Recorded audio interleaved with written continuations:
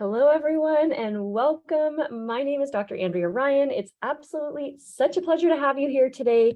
Oh man, I am so excited to present this to you as the very beginning of what I will be offering over the coming months and years.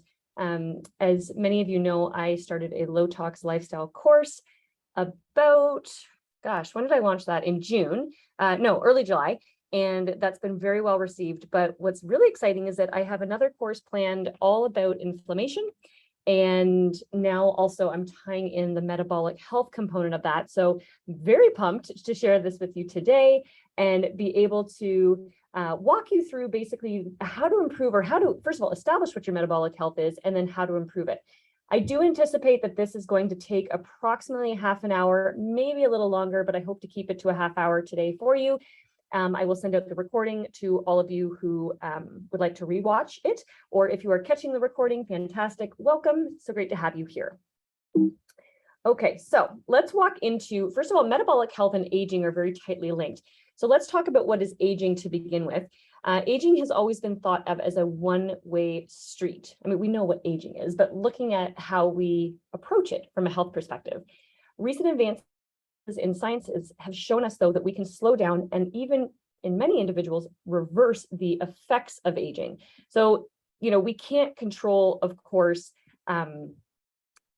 as we get older. We can't control the fact that every year something, we get older as we go. However, what we can control is how our body ages through that process.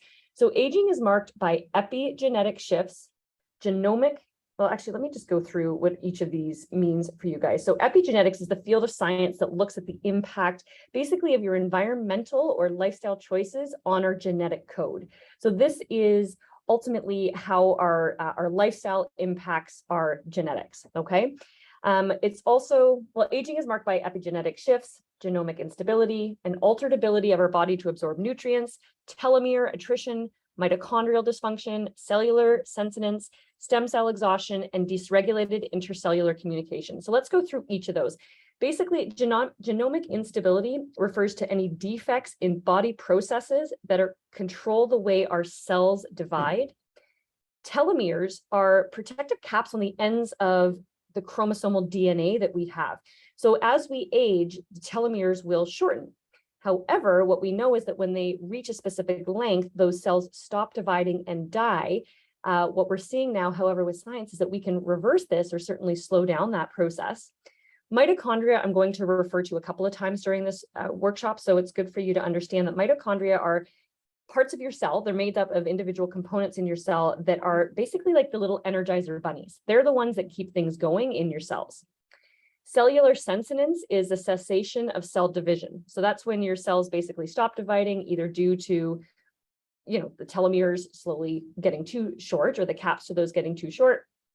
And it's just they stop to divide. Stem cell exhaustion refers to the decline in stem cell numbers and the ability for them to renew. And dysregulated intercellular communication is when the cells of your body are no longer communicating with one another. So all of these processes are what shows us what we see physically when we are aging or going through the aging process. And that's, we know what we look like on the outside, but if we can slow down that effect, that would be a beautiful thing. So the link between aging and metabolic health is obviously what's also very important here. And ultimately, when we look at aging and metabolic health, this is the whole point of this webinar, and what we're bringing forward in the next couple of months is the ability for you to be able to age more gracefully, feel younger longer because of an improvement in your metabolic health. So let's look at lifespan versus health span. These are we all know what a lifespan is, but health span might be new to you. And this will be something that you'll hear a lot of in the coming years. Now, our global health expectancy has actually doubled in the last 100 years. And while we're seeing the life expectancy slowly start to slow, so we've had a rapid increase in the number of years that we expected to live, but now we're starting to see that slow down a little bit. And that's a whole other talk. I could go into why we're seeing that. In a nutshell, it's lifestyle choices. But what's crucial is understanding the difference between lifespan and health span and more importantly, how that we can start to bridge these. So whereas lifespan, you're familiar with this, lifespan is the number of years basically that you'll live, whether it's 85, 103, 76, whatever that is. But your health span refers to the level of health that you will experience during those years.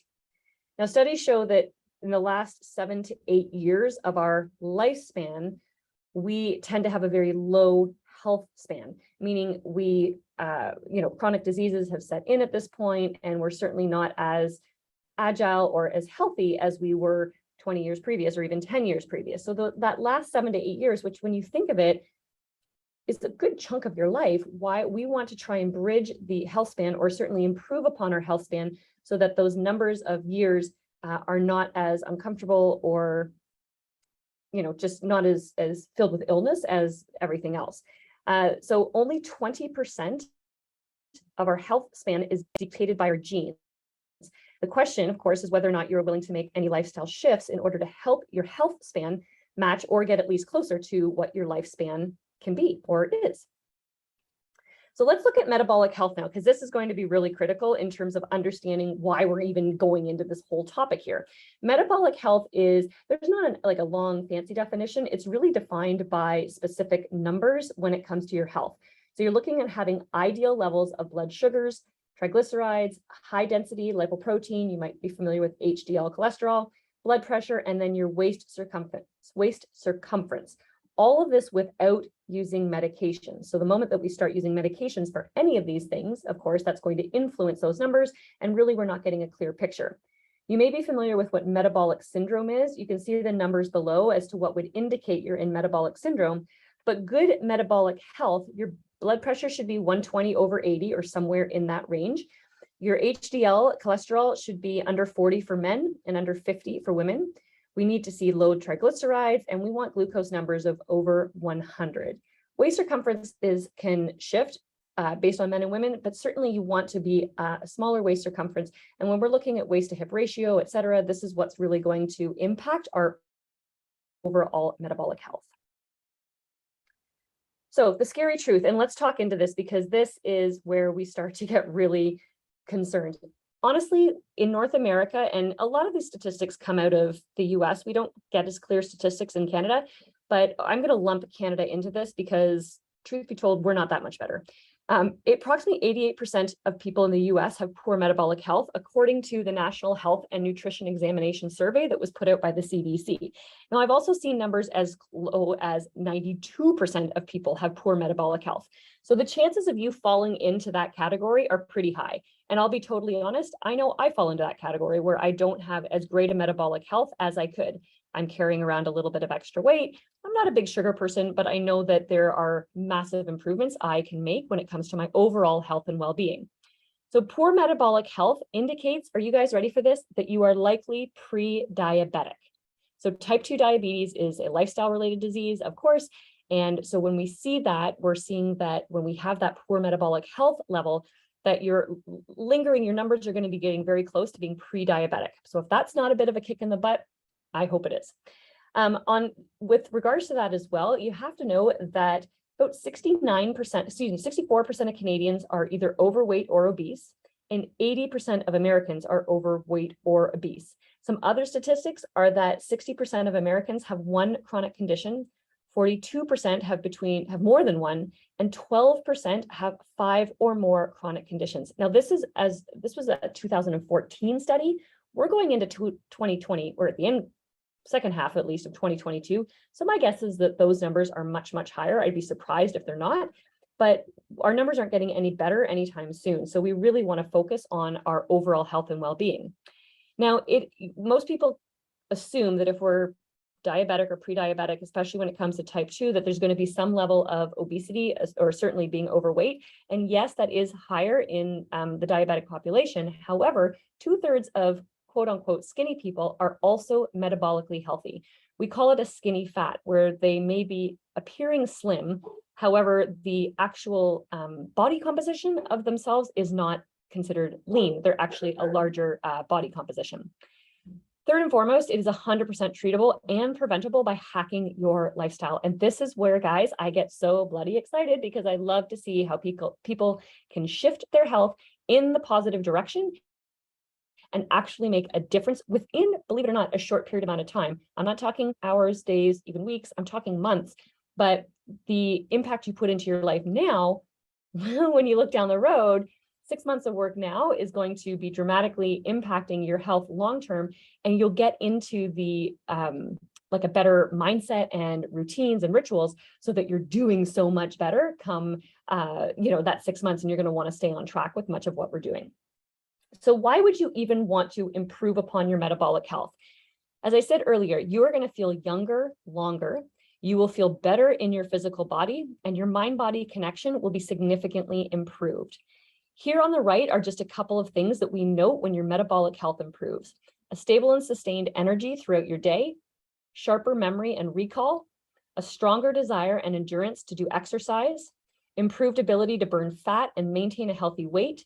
You get a stable mood, decreased anxiety and feelings of depression, clearer skin and better elasticity of your skin. So that would mean that you're going to see fewer lines and wrinkles. You have improved fertility, enhanced libido, a better functioning immune system, and you're going to have a significantly lower risk of chronic disease processes like diabetes, Alzheimer's, obesity, fatty liver disease, heart disease, stroke, and more, even things like arthritis. All of this is improved when we work on our metabolic health. So that all sounds good, I know, but let's talk about how we can actually improve our metabolic health. Most people know that they need to improve it. If you're on this, there is a 92% chance you need to make an impact on your metabolic health. And if you're here, you probably know that you need to make an impact on your metabolic health. However, what we want to do is I want to give you some tangible tips on going through just a few tips on how to make an improvement. And then I'm going to give you an offer at the end of this course on the end of this webinar as to how to take that even one step further. Okay, so let's start with sugar. Guys, this is a big one. Sugar, first of all, sugars are hidden under 49 different names. So sometimes we think, oh, we're not doing too bad. I'm not eating white sugar or brown sugar. But there are 49 different ways that sugar can be labeled on different products and so on that are in on the store shelves. So sugar is one of those things that we are far over exposed to. Now, we on average eat about 10 times the amount of sugar that we ate 100 years ago. The average person in North America consumes up to 77 grams of sugar a day, which equates to 60 pounds of sugar every single year. Scarily enough, it is more, with children, it's even higher, 81 grams of sugar a day.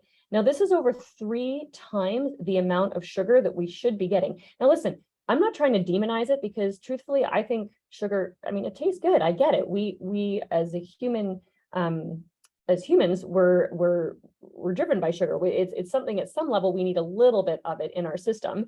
There are better sources of it, of course, but we also love it and we crave it. And so those sugar cravings, the stronger that they get, I get that they're going to be there and it's going to be good to have treats every once in a while, but we have overdone it for far too long.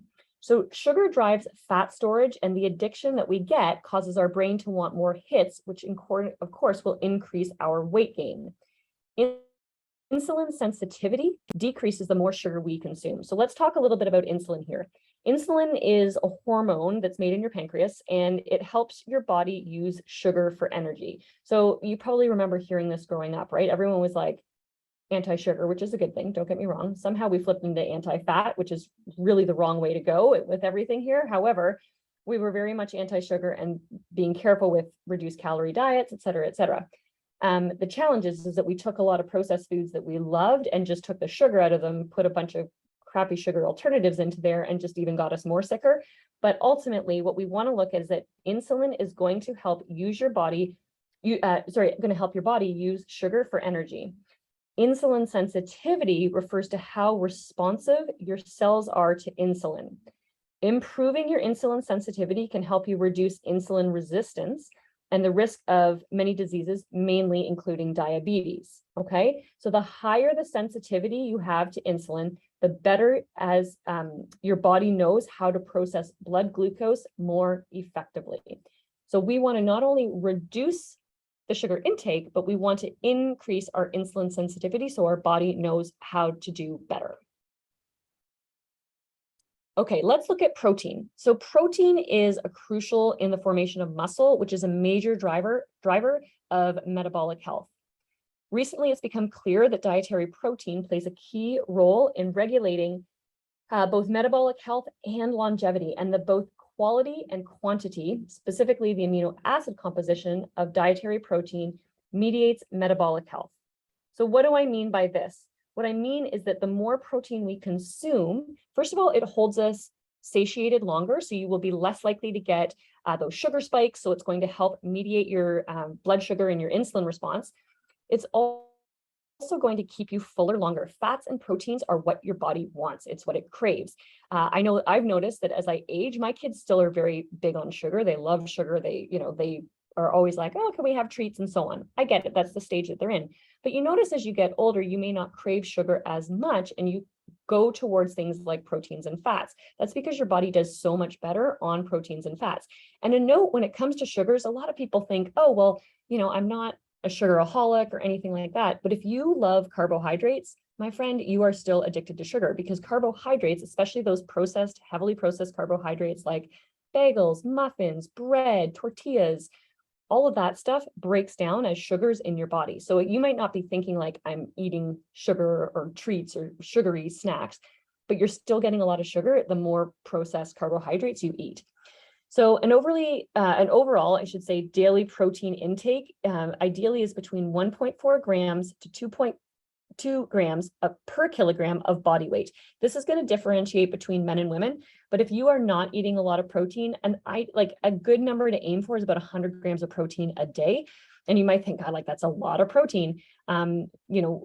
Eggs, for example, one egg is 6 grams of protein.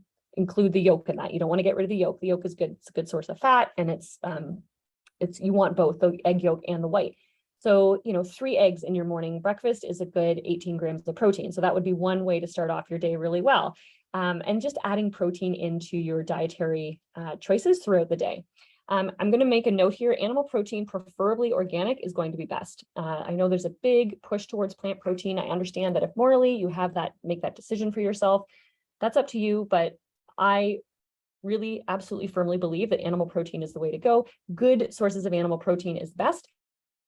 If you have, if cost is prohibitive and you can't get organic options across the board, look for lower fat options, because the toxins that are in conventional proteins will be stored in the fat. And so if you've got a higher fat meat, that's where I will choose organic on that way. If it's a lower fat meat, then, if it's a higher fat meat, I will, yes, choose organic. If it's a lower fat meat, you can have a little bit more leeway when it comes to choosing a more conventional option with that. Okay, let's talk about fiber. Let's get really basic here. Fiber gets things moving. You want fiber. It's going to increase your bowel movements, which is great because your bowel movements are what clean out your gut, and they help to remove any toxins built up in your system. Your colon is the last stage throughout the entire detoxification and removal process of whatever it is that you're consuming on a daily basis. So if you are having regular bowel movements, if you're eating 3 times a day, you should be having 3 bowel movements a day, or at least 2.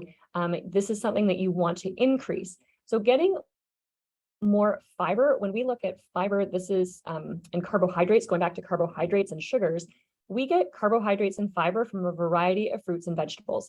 To say that we need processed grains, like those breads, bagels, etc., rice, I'm trying to think, pasta, for example, those are all carbohydrates or complex carbohydrates that have been highly processed. And yes, it's fine to get those every once in a while. However, you can get carbohydrates from fruits and vegetables. You do not need to add in all of the other things. So increasing your levels of vegetables, specifically fruits, is a secondary thing. Fruits are great. They've got lots of vitamins and nutrients in them, but certainly increasing your vegetables, getting a wide variety of vegetables is going to be great. I'm going to talk a little bit more about that when we get to our gut bacteria.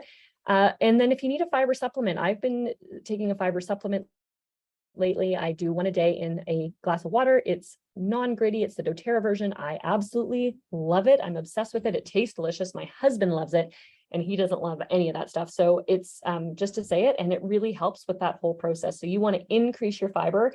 It will help you stay fuller longer, which is great. It will help stabilize your blood sugars, especially if you're focusing on vegetables that don't have high sugar contents or a lower in the glycemic index. And that will help with your blood sugar levels, which of course comes back to metabolic health. Okay, so let's talk a little bit about a healthy microbiome. You may have heard of probiotics or prebiotics. This is what comes in here. You are actually more bacterial than you are cellular. Now, what does this mean? Because this kind of gets a little bit, people kind of freaked out by this when you talk about it. You have a ton of healthy bacteria in your body, which is great. You also have unhealthy bacteria in your body, and a balance every once in a while isn't terrible. Bacteria are turned on or off based on what we're consuming. But a healthy microbiome or a healthy gut full of a diverse range of bacteria is crucial for overall health and well-being. The gut, when it's dysfunctional, can be a consistent source of inflammation, okay? So if there's inflammation in your gut, you're also going to have systemic inflammation, and that can show up in our neurological system, our digestive system, our joints, lots of different areas. And so when we have those high levels of inflammation, it's going to impact our overall metabolic health. And know that the GI tract or your gastrointestinal tract is very much a complex living system, and it protects the body from any outside influences by way of the microbiome or the flora, the bacteria in your gut. Also your mucosal layers, and it overall has a downstream effect onto the immune system as well. So it's all very much interconnected.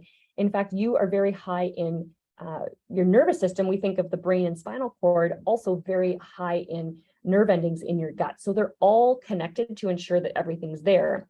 So if you have a breakdown in the microbiome, it can wreak havoc throughout your entire body and is now linked to a lot of autoimmune issues, other chronic issues, etc. So the intestinal microbiota, or the bacteria in your gut, contribute to metabolic health for yourself. And when it's not ideal, it's going to be linked, as I said, to a lot of these chronic diseases like obesity, type 2 diabetes, liver diseases, cardiovascular diseases, etc. So how do you improve your your microbiome? Getting a variety of, again, fruits and vegetables. This is important from the fiber aspect, but also all of the good bacteria in your body feed off the fibers from the fruits and vegetables. So that prebiotic fiber that you can get, which is also really important. You want, again, a wide variety of all these different vegetables, all these different fibrous vegetables, I should say, again, lower on a glycemic index to help your overall metabolic health. But it's because the bacteria need that to feed off of, and different bacteria feed off different vegetables. So aim to get many, many, many different veggies and fruits into your system so that those bacteria have like a smorgasbord of food to eat from. Now, you can also look at probiotics and prebiotics, both of which I take on a daily basis. Both are very important. And when we're focusing on probiotics and prebiotics, you want to get, again, a really great range of those as well. So look at I use the doTERRA brands for the prebiotic fibers and the greens and the fiber supplement. And the probiotics, I also use the PB Assist. Lots of great options there, but you want to make sure that there's a higher level to which you're consuming everything. All right, let's talk about sleep. This is easy, right? I'm not asking you to bring anything in, but we are going to talk about what it takes to get better quality sleep. Ideally, 7 to 8 hours of quality sleep per night is critical. And when you're looking at that, the earlier to bed, the better. If I've got a lot of nighthawks in here who are going to bed at 11 or 12, 1 a.m., really not great for your system. Your body is used to falling asleep when it gets dark. So in the wintertime, we're going to want to fall asleep a little bit earlier, but ultimately trying to aim for about a 9 p.m. bedtime. If you know me, you know that I love to go to sleep early. So I'm about a 9:30 bedtime person. And I sleep through till about 5:36 in the morning. It's a good quality 8 hours of sleep. I love it. Now, the 5 big benefits of sleep are going to be: 1, weight loss. You are actually in your most powerful anabolic state when you are resting. And this is basically when your body uses the energy that you've accumulated throughout your day to help heal the rest of your body. So you have high levels of anti-aging hormones like human growth hormone that are being released during this time as well. And there's actually a University of Chicago study that compared the same test subjects to the same calorie restricted diet while both sleep deprived and well rested. Okay, so they did a couple of weeks at one with the same group of people, exact same diet over 2 weeks, and then they compared it 2 weeks later with the same people, the same diet, findings showed that well rested, they lost 55% more body fat. So your fat cells become insulin resistant when you are sleep deprived. Not a good deal when it comes to metabolic health.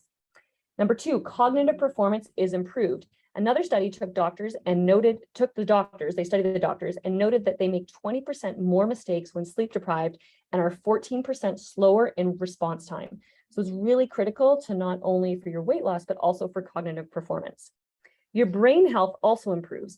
The University of Berkeley, they showed that after 24 hours of sleep deprivation, the areas of your brain that showed executive function, which is things like decision-making, knowing right from wrong, etc., shuts down. At the same time, there is more activity in your amygdala, which is the part of the brain that's more primitive. You're going to make decisions based on emotion or focused on survival only. So if you find that when you are overly tired and you're sleep deprived, if you're making decisions that don't necessarily aren't great, you know what I mean? Like they're more emotion driven, they're more like yes or no, you're not really thinking through the process. That's because your body naturally moves into that perspective. Number four, lymphatic system. So this is a cleansing. It is 10 times more active when you're sleeping than when you are awake. So metabolic waste in your brain is cleansed when you sleep. And if you're familiar with amyloid beta plaque, that builds up when you are sleeping, and that is basically attached or linked to a number of degenerative cognitive diseases as we get older. Also, your physical abilities improve. So the more sleep you have, it's connected to better physical improvement. They have done lots of studies on athletes to show how much they improve with their times and their physical abilities in terms of their ability to throw faster, longer, function all that much better in their respective fields when they get better sleep. And it's so much so that now they use sleep as part of their training processes, which is fascinating to me. So ways to improve upon your sleep would be creating a better sleep environment. You don't want any ambient lighting. You want a cooler room. And of course, I love essential oils. So diffusing oils like lavender or cedarwood, balance, serenity, those are all really great ways to support your sleep health. Okay, movement. I know we're going through a lot here, guys, and I know I appreciate you sticking around. We're definitely going to be over half an hour, so deal with me here. It might be closer to 45 minutes here. Daily movement builds up your muscles, it improves your circulatory health, your immune system, and it helps support a healthy weight. By the way, a 10 to 15-minute walk after a meal helps to regulate blood sugars and it aids in digestion. When we look specifically at movement, you're going to want to look at lifting heavier weights, about a 30-minute session 2 to 3 times a week. Now, this could be starting off with your body weights and slowly moving up. One person's definition of heavy weights is going to be very different from someone who's just beginning. Using any weights is a way to start, and then slowly moving up in the weight over time. Getting out to walk about 30 minutes a day, more if you can, it would be great. The more we walk, the better, but an actual physical focus on walk. Many of us have Fitbits. You can, of course, put 10,000 to 15,000 as a goal in there for steps per day, but ultimately more walking is going to be great. And then focusing on mobility of joints, stretching, yoga, etc., for about 15 minutes a day. Now, these are like things to start off with. If you're already in high movement, then certainly move more towards, you might not need more exercise if you've already got exercise down. However, you certainly want to be focused on that. All right, let's talk about toxic load. Toxic load is directly connected to inflammation, which is of course connected to metabolic health. It's one big vicious cycle. The more toxins we accumulate in our system, the less functional your body is. So decreasing your toxic load, you're going to want to focus on the 4 big areas: air and water quality, the food you consume, self-care products, and home care products. So opt for higher quality foods in the foods that you consume the most. If your family loves strawberries and eats them every week, go for organic versions. If you're only eating strawberries once a month, you're okay to get away with a conventional instead of an organic option for that, right? So you want to opt for the higher quality organic foods on the food you consume the most. Drink water and add a drop of lemon into it each morning. So this is going to help with flushing your system. I drink lemon water throughout my day. I absolutely love it. Not only is it hydrating, but it's also super supportive of the digestive tract. And opt for natural self-care and home care products that you use the most: deodorant, facial products, all-purpose spray, window cleaning, laundry products. I go through an entire course on low tox lifestyle, but what I harp on the entire course is to start with the products that you use the most, and how it's going to impact you the most, and then slowly transition over it the more that you get into it. All right, let's talk about mindfulness. Mindfulness is all about making sure that your mind-body connection is there and being aware of how we are in a high stress state. So this brings in stress. You can look at meditation, breath work, making sure you're responding versus reacting to situations and stresses. And of course, as a chiropractor, I'm going to opt for chiropractic adjustments on a regular basis. It's so critical for people to make sure that their mind-body connection is clear and that adjustments are ensuring that you don't have any subluxations in your system. This is all about how we respond to stress. The more the stress that we are under, if we can't adapt appropriately, we are going to be much less functional in our digestive system, our elimination systems, our immune systems, and our metabolic health is going to tank. All right, one last piece before I finish up here with the options I want to talk about supplements that are there to support your health. So there has been massive advances over the last little bit in supplementation. You need to support a healthy diet. Of course, we need a good, healthy diet. But our diets are missing key pieces of the nutrients and vitamins that were there 100 years ago, simply due to either the quality of the soil or the depletion of nutrients over time due to different farming practices that have been implemented over the years. So very much our society is focused on mass production of food in order to serve the masses. However, the quality of the food has significantly decreased. So when it comes to specific supplementation, here are some that actually reverse the aging process. So let's start with NMN. NMN refers to nicotinic, oh my God, my brain is just having a complete mononucleotides. Sorry, my brain just like completely gapped there. So NMN is, NMN is nicotinic mononucleotide. So why is this important?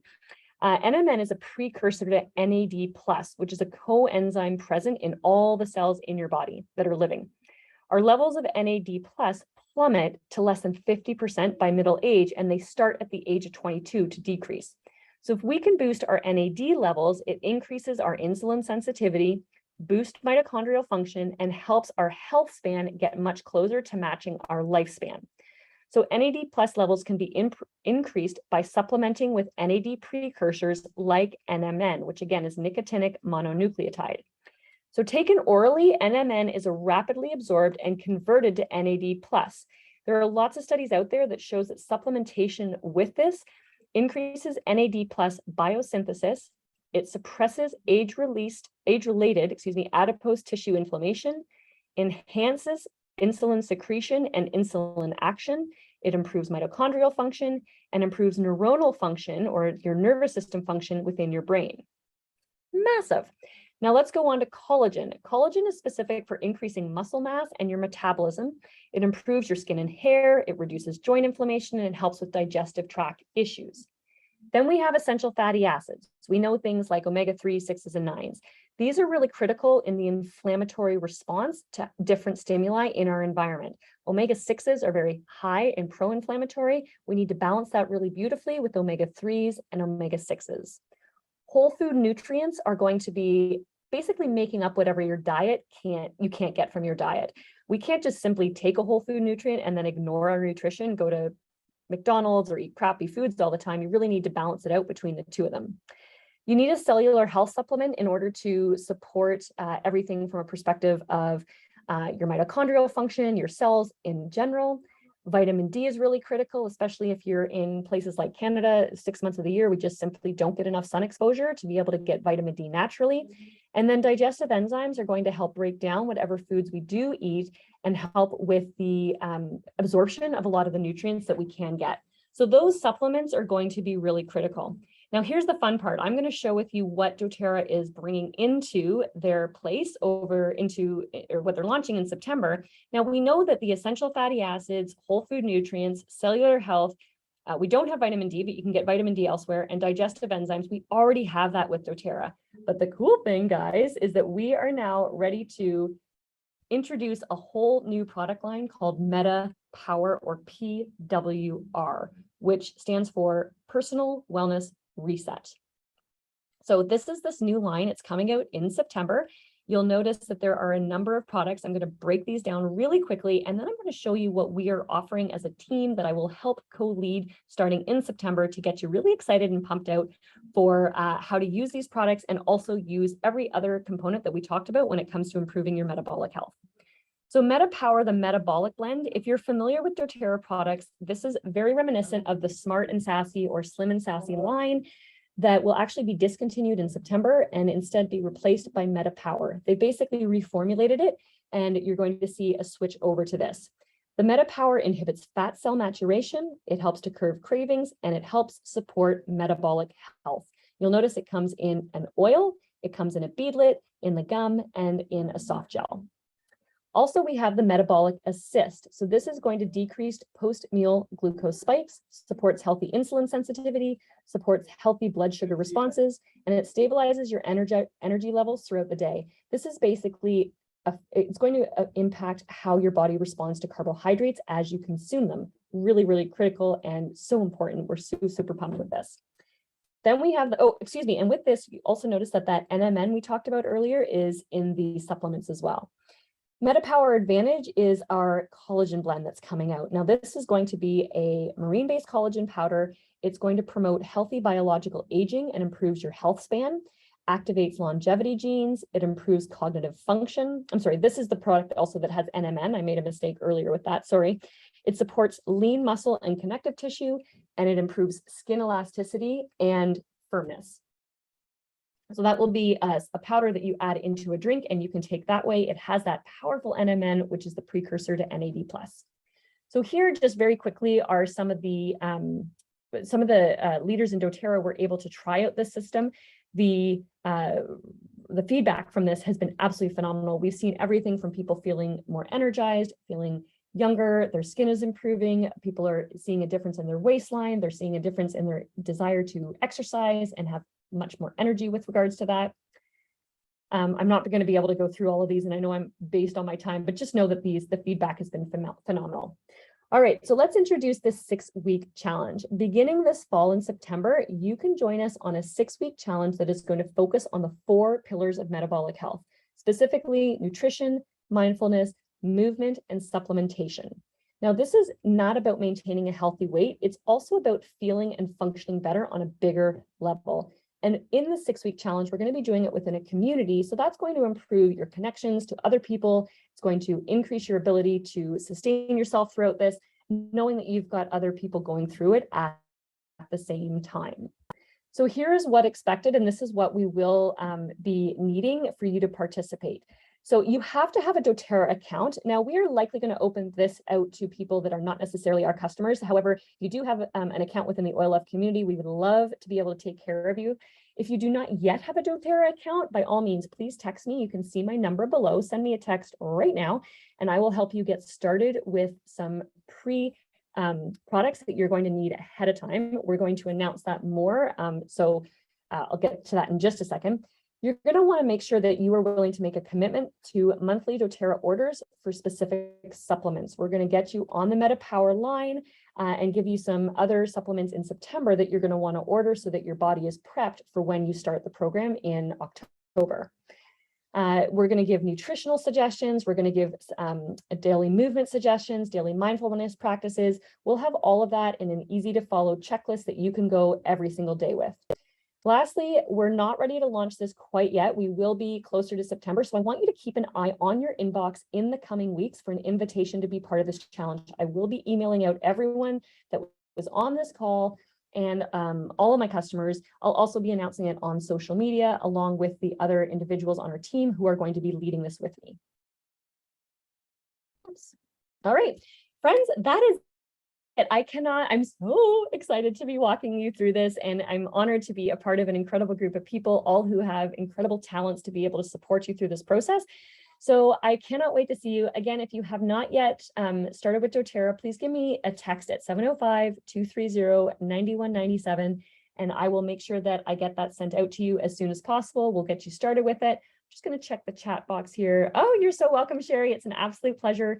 And I will be in touch, as I mentioned, through email and social media challenges in the coming couple of weeks so that you are ready to start with us in September. Have a fantastic rest of the next couple of weeks, and we'll talk to you soon. Take care now, guys.